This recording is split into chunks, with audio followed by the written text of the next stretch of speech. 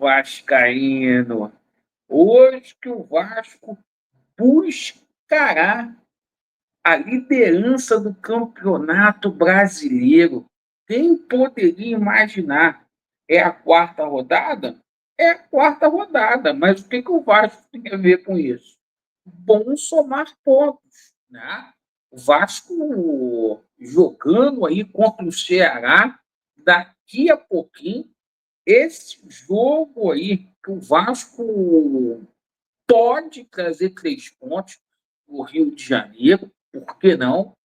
O Vasco deu uma evoluída aí muito grande, mesmo o Vasco com alguns desfalques, né?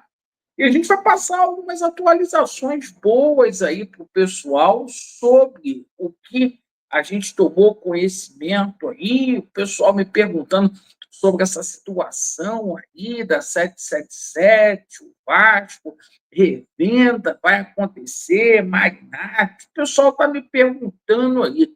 E aquilo, né?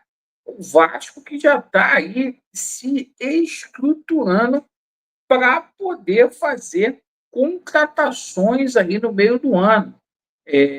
Meu amigo vascaíno, não pode perder tempo. Então, fiquem atentos aí ao noticiário do Gigante da Colina. Bom, meus amigos, vamos começar falando aqui sobre Vasco da Gama e Ceará, porque hoje é vencer ou vencer, meu amigo. O empate é ruim? Não.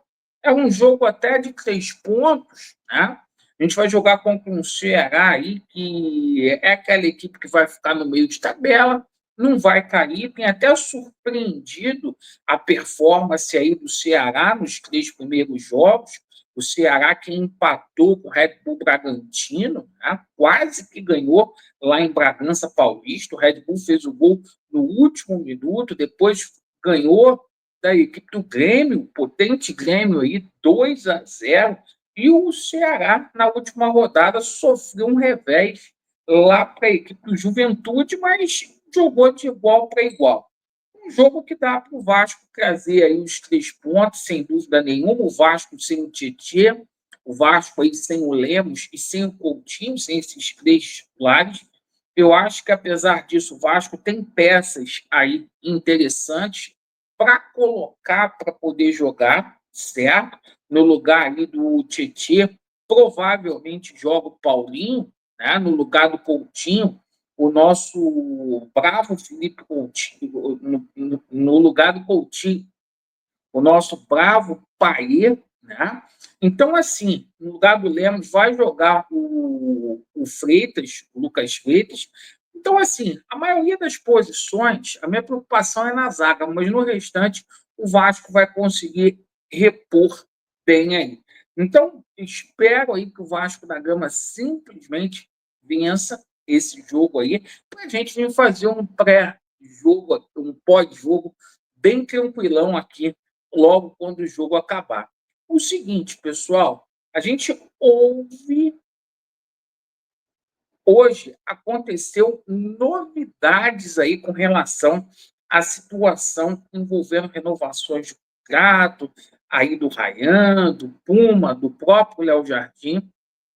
O Marcelo Santana acabou ficando aqui no Rio de Janeiro para poder tocar esse processo de renovação, junto com os respectivos empresários aí. E a gente até sexta-feira vai ter novidades disso aí, hein? As coisas desenrolando, principalmente essa situação aí de Dimitri Payet, e todo mundo achava, o Payet vai embora, a situação deu meio que uma reviravolta aí, hein? Certo? Porque parece que o Vasco está chegando numa composição financeira aí com o Payet, e a tendência é que o Payet fique, né, aqui no Vasco da Gama hoje, né? Uma coisa que ninguém esperava. E o pessoal aí com muita dúvida, situação aí com relação à situação do julgamento decisivo aí com a 777, vai acontecer, gente, no dia 7 de maio. A gente não pode aí sofrer por antecedência, certo? Dentro do mundo correto, a chance é mínima aí de simplesmente a 77 retomar aí o controle da SAF do Vasco da Gama, certo?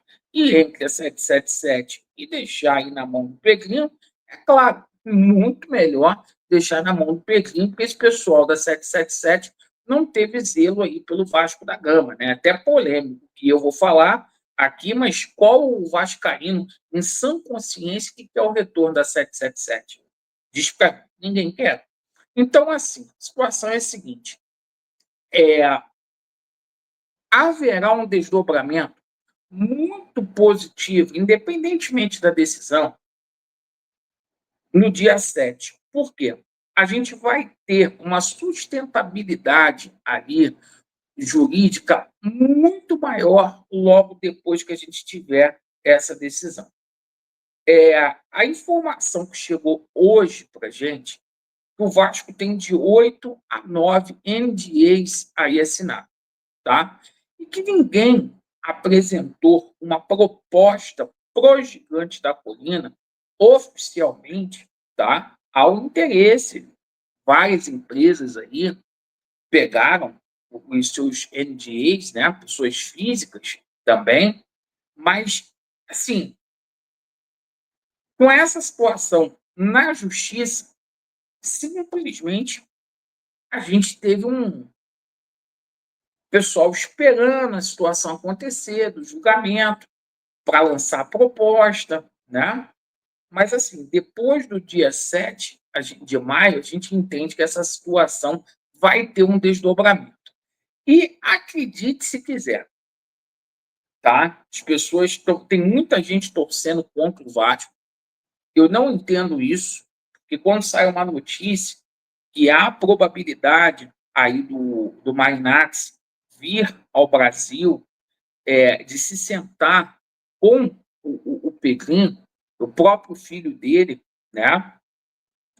Quer muito tomar conta aqui do futebol do Vasco. Quando sai essa notícia, tem muita gente que torce contra. Eu não entendo por quê.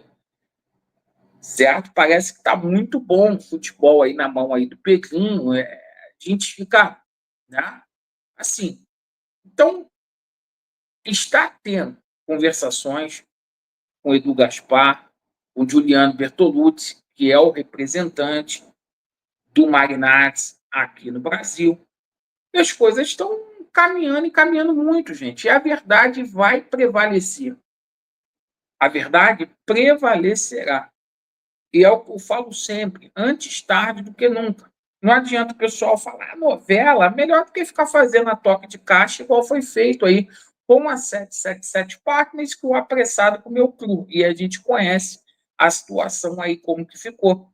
Agora, independentemente aí dessa situação, do investidor, a gente já toma conhecimento que o Vasco está buscando já no mercado aí alguns jogadores que estão em final de contrato, certo? Zagueiro, aí com situação aí do Tolói, entendeu? A situação do Balbuena, são jogadores que estão com o contrato terminando agora, no mês de maio.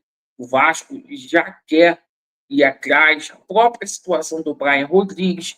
Então, a situação está evoluindo para que o Vasco venha a ter um time aí melhor, tá?